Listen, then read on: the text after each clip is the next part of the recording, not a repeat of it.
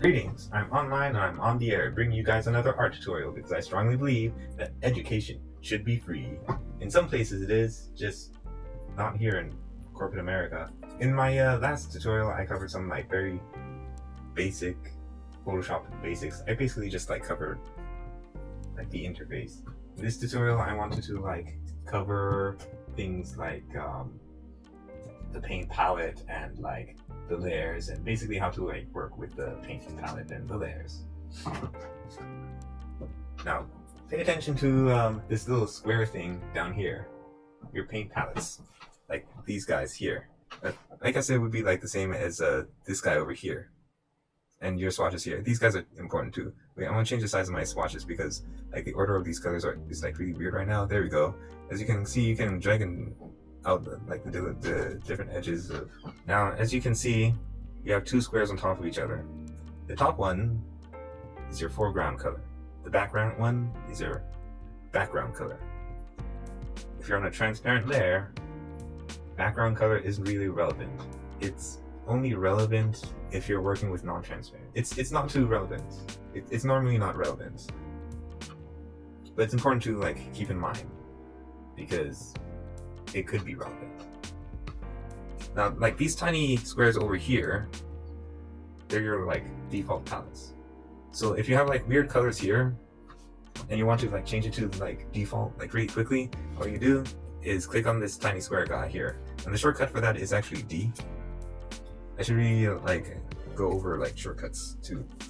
Shortcuts are like really important. Now, whatever is in your foreground color palette, I'm going to select my brush tool here. The shortcut is B. As you can see, the color of my brush is back. If I switch it over, that's red. I know it's really basic. So when are you going to like teach us actual Photoshop stuff? Okay, take it easy. Now let's take a look at something else here. Your layers. This is like pretty important, pretty basic. It's like a pretty fundamental thing. Like I've been seeing like a lot of different programs have a layer system, work with layers. Like I've even seen like 3D programs that work with layers. And it's kind of strange seeing layers in a 3D program. What that is, the way that works is essentially like pretend you have like transparent sheets of paper. Let's say you have like transparent layers of paper or sheets of plastic. Like an animation would be like cells, plastic cells. That's what they used to like draw on, but like they pretty much switched to digital. Right? You can see straight through them. Right? Let's call this guy layer 1. Layer. You know, it's really strange. This program seems to have some kind of an issue.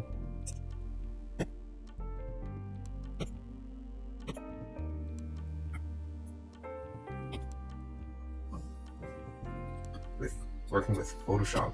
I don't understand what it is about this like new system. Like I got like this newer system and it's good, right? But for some weird reason, whenever I try to like work with Photoshop with this new system, it lags like a lot. It's really strange. It has to be like some kind of software conflict or something. I don't know what. Maybe if I like rebooted Photoshop, it would work properly or something. I don't know. I guess I should have like sorted this out before trying to do a tutorial, because doing a tutorial on something that doesn't work does not work. I'll keep this in mind in the future. Don't use something that doesn't work to make a tutorial. It looks really bad. So if you put anything on layer 1, like let's say a red circle, just for the sake of argument, and something else on layer 2, like I don't know, blue square, what's going to end up happening is that red circle is going to end up covering up your blue square. I will demonstrate. Red circle. Bad red circle. Layer 1. Blue square. See? Now if you use the move tool, shortcut B, and select layer 1 with the red circle, you can see that the red circle is on top of the blue square because it's on the layer that's on top of the blue square there. So red circle layer. Red circle layer. Blue square. But if I switch the red circle layer and the blue square layer around, all of a sudden the blue square layer will appear to be on top of the red circle layer because the blue square will appear to be on top of the red circle because the blue square layer is on top of the red circle layer. You know what I'm trying to say. Yeah, I'm sorry if these tutorials seem really basic, but I just felt that it was like important to cover like the basic fundamentals. Later on, I hope to get into like more interesting and complex things like, I don't know, concept art, or I don't know, maybe drawing like a comic or something. Now, why is this good? Why is this useful? Well, why is this significant? Why is this important? Well, let's say that you're like drawing something. I'm gonna like draw something really crappy really quickly. Now, just as an example, so like oh shoot, I don't know, what should I draw? I don't know, let's draw like a weird robot, I guess. Ugh. Kids never draw a robot like this. Always like start with like gestures and stuff like that. This is just for demonstration purposes, so you can like understand like what I'm trying to get at here. And it's like carrying something. Man, I don't understand what it is with this, like this particular computer system for some weird reason. Like it works well with everything else, but for some weird reason it just doesn't want to work with Photoshop. Like whenever I try to like use this with Photoshop, it just stalls and stuff. It's like really strange. Like I've been trying to like find a solution for this problem for like ever, and like I just haven't been able to like find one. Like it's really weird. Like I've worked with like a lot of other drawing programs, right? And like I never get this problem with any other drawing program. I only get this program with Photoshop, and I can't understand why. And it's driving me crazy. It's very strange. Very strange. Is it because of like the operating system? Is it because it's Windows 10? Is that why it's farting up on me? I don't understand. Okay, so let's just pretend it's like a very good looking robot. This will be like, I don't know, your gestures, layer. It'll be like, which would like, generally speaking, it'd be like very rough, and like this is where you're just basically figuring out what it's supposed to look like. You're not really certain. You're just sort of like slowly fleshing it out. Kind of like this sort of, but more pretty looking. And then maybe you have like an outline there where you like change your color. I'm using X to switch between my foreground and my background, and I'm only using X to switch between my foreground and my background because my background was already black, right? So the shortcut for the hand tool is the spacebar. So just press spacebar and drag. I think I'll shrink this guy. Now you can like go with like a nice brush or with your outlines and like start drawing in like more detail stuff. like I don't even know what I'm drawing right now. Like I'm just like drawing something like really crappy and fast, so you can like just have like a basic understanding of the purpose behind like having layers. How do you work with layers? Maybe I can like fast forward this process.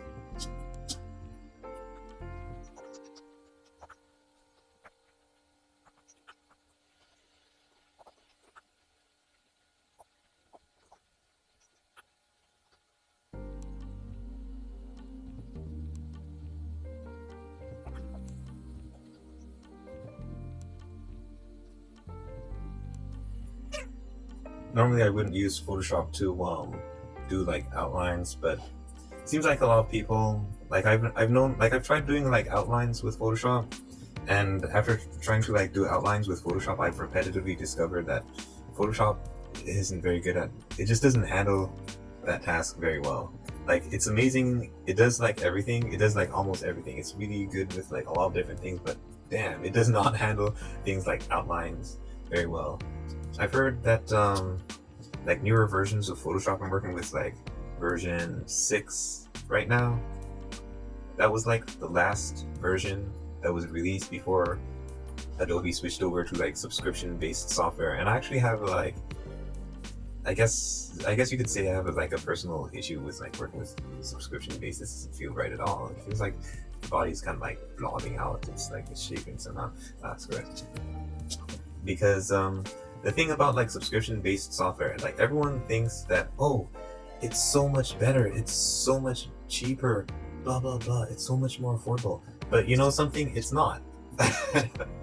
It's a trick, man. It's not more affordable. It's really not. Like if you really think about it, like look how much money getting a subscription for, let's say, Adobe Photoshop. It's like what, $9? Just Photoshop alone, nothing else, just Photoshop. It's like $9 for like how many years? For like a year or 2 years or something like that. So what is that?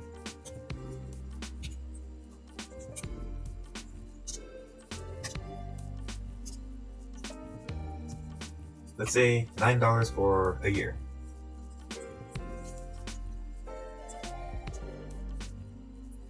Or maybe like 2 years, or I'm not even certain. $9 for 2 years, so 24 months. That's like what, $216. And if you add in like taxes and what have you, it ends up being like what? What, like $250? That's like, if there was no subscription, just regular Photoshop, it would like cost like around this much anyways. You're basically paying the same amount, only you're paying it over, you're constantly paying for it, like just constantly over the course of a year or 2 years or however long any of these versions last. You're paying for it like but at the end of the day, you're paying the same amount of money. It's not cheaper. But everyone sees, oh, $9 for Photoshop. It's so much cheaper. It's so much more affordable. Oh, this is wonderful. It's so better. It's not. It really isn't. It's not. And on top of that, I actually have a problem with like subscription-based software. Like when I get a piece of software, I don't want to have to like pay for this thing like perpetually. I just want to like just purchase it once and just have it. You know, I don't want to have to like pay for this thing like indefinitely. You know, that doesn't make sense to me. That makes no sense. Just pay for it once, man. Don't pay for it indefinitely. It's a program. Next time I'm going to use my older system to like do the Photoshop tutorial, because this newer system is just, it is not cooperating at all. It's just not cooperating. I don't understand it. man. Like it has to be a software problem. That's the only explanation. I just don't understand what is it that's causing it to mess up. I just can't understand it. And it is driving me bonkers. It's driving me bonkers. Like,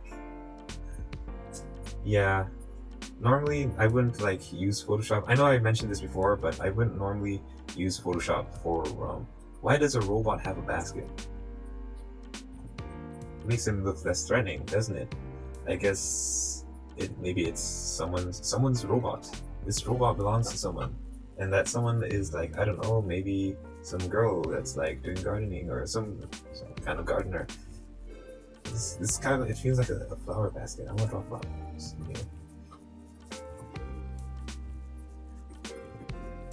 Oh man, don't understand what it is about this thing. It's just not cooperate. Cooperate.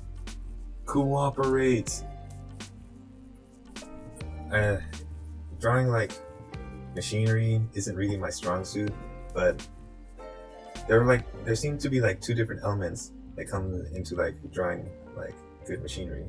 You gotta have like, there's like the design aspect, not my strong suit. I'm more technical. And there's like the fundamentals, right? If you got like good fundamentals but bad design, you're going to have bad machinery. If you have good design but bad fundamentals, you're going to have bad machinery. You need both. Why does it keep asking what brush do I want to use? I must be like accidentally pushing a button or something. Yeah, I really should have just like used a program, used a different system, like an older system to like do this tutorial, because yeah, if anyone can explain to me why Photoshop does not want to like cooperate with my newer system, please let me know, because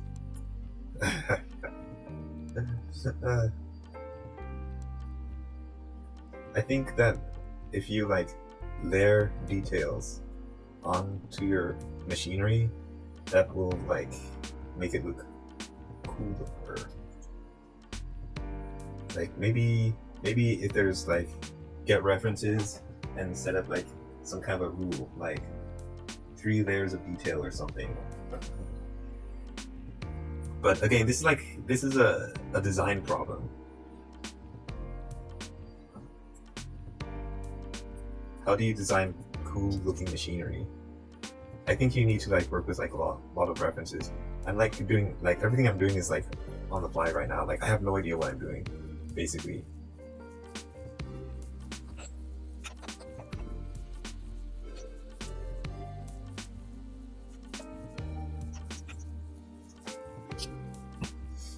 Does it look so far? You see what I'm doing? Working with the 2 different layers. I have my outline there,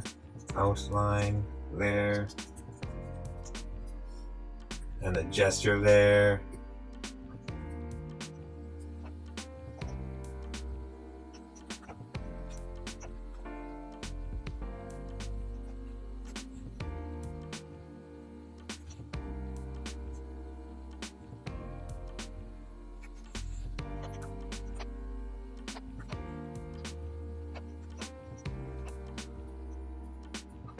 Yeah, I would normally use Photoshop to do outlines. I'd probably like use a program like Paint Tool Sai, or I haven't used Krita for doing outlines. I hear that Krita is pretty good. There's so many like different programs out there. It's difficult to like figure out what should you use. You know, I think what you need to do is like experiment with different programs and find something that does like whatever it is that you need it to do best, and just, I don't know, become a master of that program or something, because it's not good to keep switching from one program to from one program to another. Like, trust me on this. Like, it's really not good. It's not healthy. Don't do it. Don't be like me. Don't do it. Don't do it. Well, you got the idea. Pretend it looks nice. So yeah, you have an outline there, a gesture is there, maybe a color there, and for your color there, you get like a big brush. What am I doing right now? Is this a left click or a right click? It is a right click, but there is a button on the side of my stylus that right clicks. A right click button on my stylus. That's doing the right clicking for me. That must be why I'm hitting like the right click button. Alright, so you see this little weird square there? That's my eraser tool. Now when you click on any of these buttons, any of them, they will show you what kind of a shortcut they are. This is an eyedropper, the shortcut is I. This is the paintbrush, the shortcut is B. Eraser, E. Paint bucket, G. It's good to like learn the shortcuts, because if you learn the shortcuts, you can draw and paint like a lot faster. No like reaching over to, oh, I must switch over. Oh, let's switch over again. Oh, I need to switch over.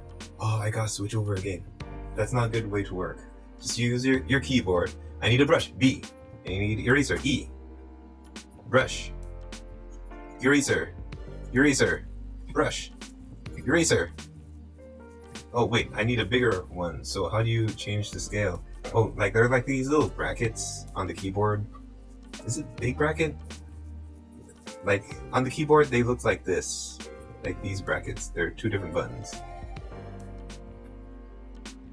Right? And one will like, if you click on one, it'll decrease the size of your brush, and the other one will increase the size of your brush. So I think this is like decreasing. Decrease. Oh, it's farting up on me again. Why aren't you working properly? Brush size.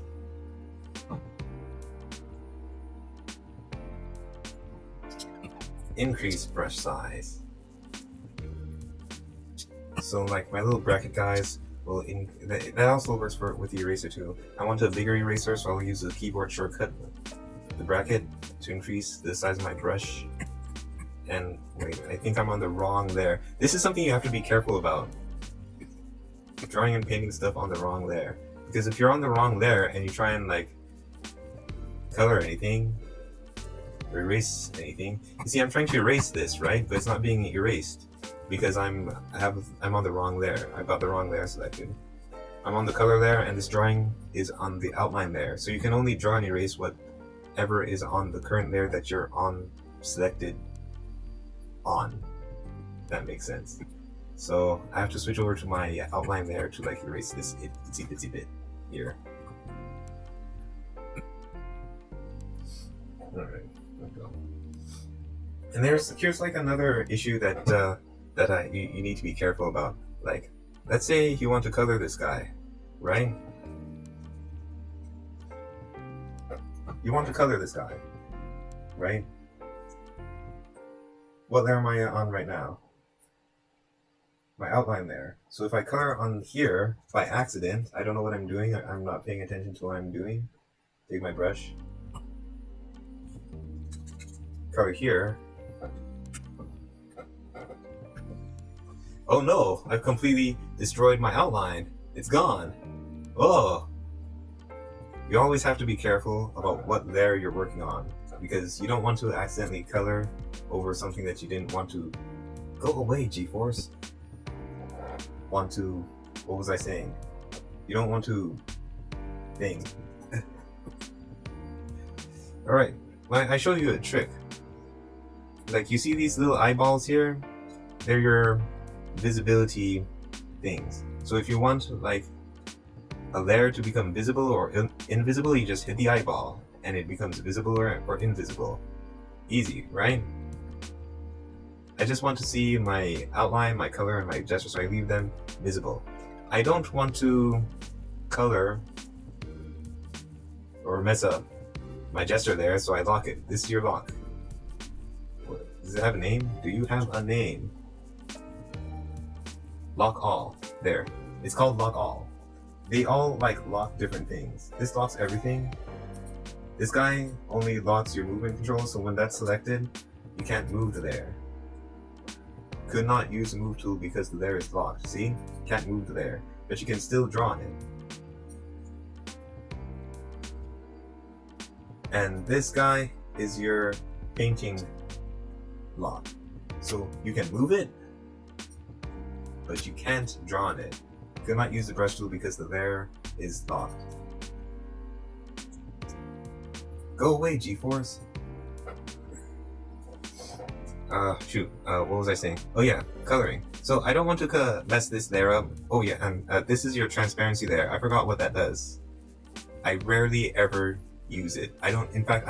In all the years I've worked with Photoshop, I don't think I've ever used it. I'm vaguely aware of what it does, but I don't think I've ever actually used it. I think what this thing is supposed to do is like, when it's locked, let's turn off my background there. Now you see this pattern here? This means that your layer is transparent. Wherever you're viewing is transparent. So the gesture and color and outline layer has transparencies in these checker pattern areas. Now what this lock does means if something is transparent, you can't color it. Like, let's use my blue square as an example. I'm just going to lock the blue square, right? So if it's transparent, I can't color anything here. I can't color the transparency. Can't do it. This might actually come in handy for digital painting, actually, when I think about it. However, if it is parent or visible, I can't. Well, you get the idea. Now, coloring.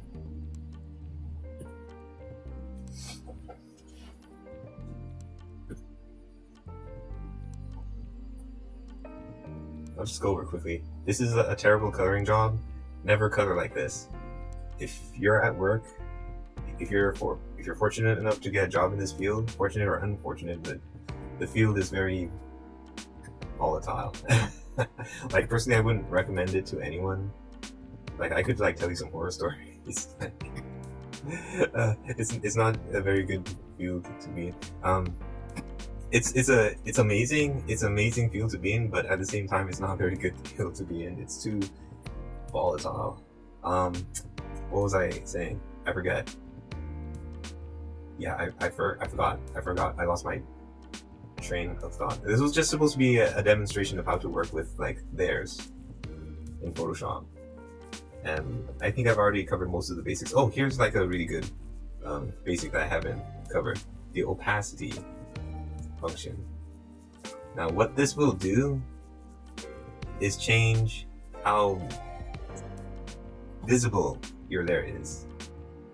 Change how see-through it is, how much you can see through it. So right now the opacity is at 100%, which means you can't see through it. If I reduce the opacity, all of a sudden you can see through it. And that's useful for, I don't know what, it comes in handy.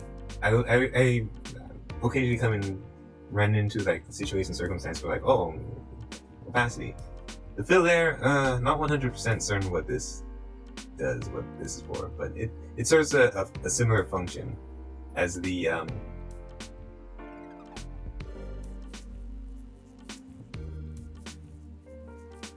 it's similar to like opacity, honestly. I should like read up on this later and provide an explanation as to what the fill layer is. It was actually explained to me before, and I did study up about it. Honestly, I never use this. I gotta be honest with you, like I never use the fill layer. What was I getting at? Is there anything else I wanted to cover in terms of whatever I just covered just now?